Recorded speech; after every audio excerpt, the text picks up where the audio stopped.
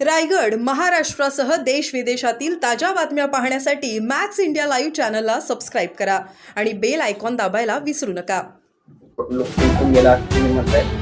जसं असताना जर समजा असे दिवस पुढे ढकलले किंवा मग आता तुमचं जी आहे ती पुढची भूमिका आंदोलन कसं असणार आहे किंवा मग तुम्ही कशा पद्धतीनं सरकारला घेणार आहेत किंवा मग तुमचं मुंबईला जाण्याचं काय प्लॅन? काय असतं दादा, ज्यावेळेस सरकारनं नवीन अंक सुरू केलाय, शिंदे साहेबांनं नोंदी शोधायचं काम सुरू केलं, बाकीचं काम केलं, सगळे सोयऱ्यांची अधिसूचना काढली, 2004च्या JR मध्ये दुरुस्ती करण्याची मागणी. मग आता ह्या सरकारनं फडणवीस साहेबांनी नवीन अंक सुरू केलाय की मुदत संपली होती शिंदे साहेब समितीची, त्यांनी वाढून दिली, तिला मुदत वाढ. गॅजेटियर फडणवीस साहेब घेतो म्हणले, केसेस राज्यातल्या सगळ्या अंतरवालीसह मागे घेतो म्हणून सांगितले, 8 पैकी 4 मागण्या तातडीनं करतो म्हणून सांगितलं. पण काय व्हायला लागलंय की ते शिंदे समितीकडून आम्हाला दिसायला तयार नाही. किती नोंदी शोधल्या, काम करते का, कक्ष स्थापन केलेत का, तिला मनुष्यबळ दिलंय का, व्हॅलिडिटी होत्यात का, हे मुख्यमंत्र्यांचं काम आहे. मुदतवाढ तुम्ही दिली, तुमचं काम आहे.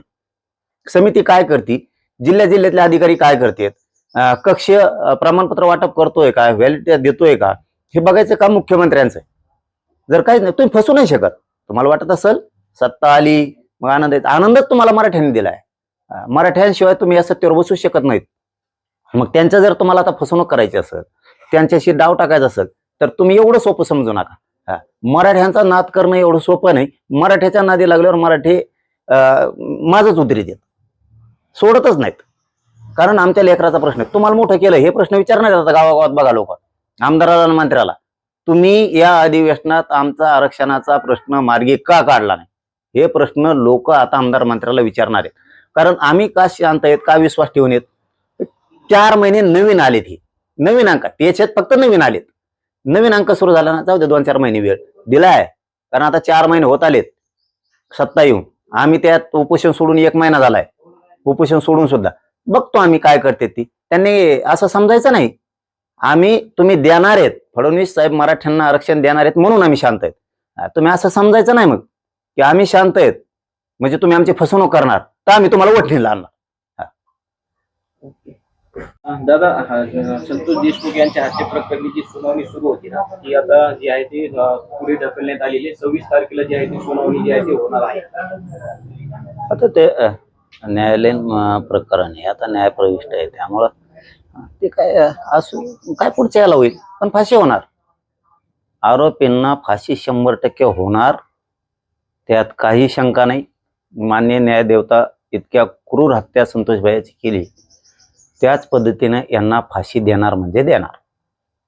याच्यामध्ये असा युक्तिवाद करण्यात आला की काही कागदपत्र जी आहेत ती सादर झाली नाही, त्याचबरोबर काही जे अधिकारी आहेत ते सुद्धा यामध्ये गैरहजर होते, त्यामुळे सुद्धा ही सुनावणी जी आहे ती आता पुढे ढकललीत आणि आरोपी जे आहे ते ऑनलाईन पद्धतीने कोर्टामध्ये हजर होते. तर तुम्हाला आता नेमकी काय अपेक्षा आहे या सगळ्या सुनावणी दरम्यान? नाही, अपेक्षा फक्त तेवढीच की न्याय मंदिरानं आतापर्यंत न्यायदेवतेनं न्यायालयानं न्याय केलेला आहे. जी क्रूर हत्या केली किंवा इथून पाठीमागे जे काही प्रकरण घडले त्याच्यात न्यायदेवतेनं न्याय केलेला आहे. त्यामुळे संतोष भाईची क्रूर हत्या झाली, या आरोपींना 100% फाशी होणार अशी अपेक्षा आहे. अपेक्षा व्यक्त करण्यास सुद्धा गरज नाही असं वाटतं, कारण इतकी क्रूर हत्या आणखीन या देशात झाली नव्हती. न्यायालय 100% त्यांना फाशीच देणार, एकालाही सुट्टी याच्यातून नाही. होणार म्हणजे होणार, फाशीच होणार यांना. फक्त काही फरार आरोपी आहेत तेही तपास यंत्रणेने लवकर पकडले पाहिजे. त्याच्या 302 मध्ये धनंजय मुंडे सुद्धा आहे, त्यालाही घेतलं पाहिजे. या खून करणाऱ्या आणि खंडणी मागणाऱ्या आरोपींना ज्यांनी फरार केलं, ज्यांनी साथ दिली, गाड्या दिल्या, घरं राहायला दिले, ते सुद्धा सहआरोपी होणं गरजेचं आहे.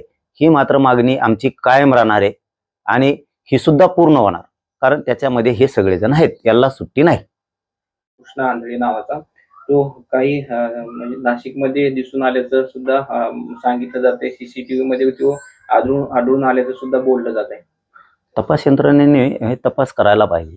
जर असं असेल तर, मला तर काय याच्याबद्दलचं माहिती नाही, पण जर असं असेल तर कुठली हायगय नाही केली पाहिजे.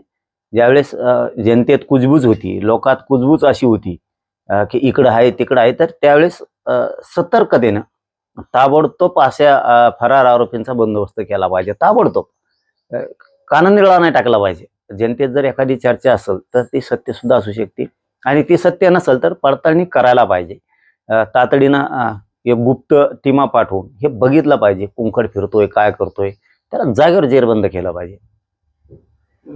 एक मराठा आरक्षणाचा लढा जो आहे तो आता कुठे येऊन पोहोचला आहे, आणि आता तुमची पुढची भूमिका नेमकी कशी असणार आहे?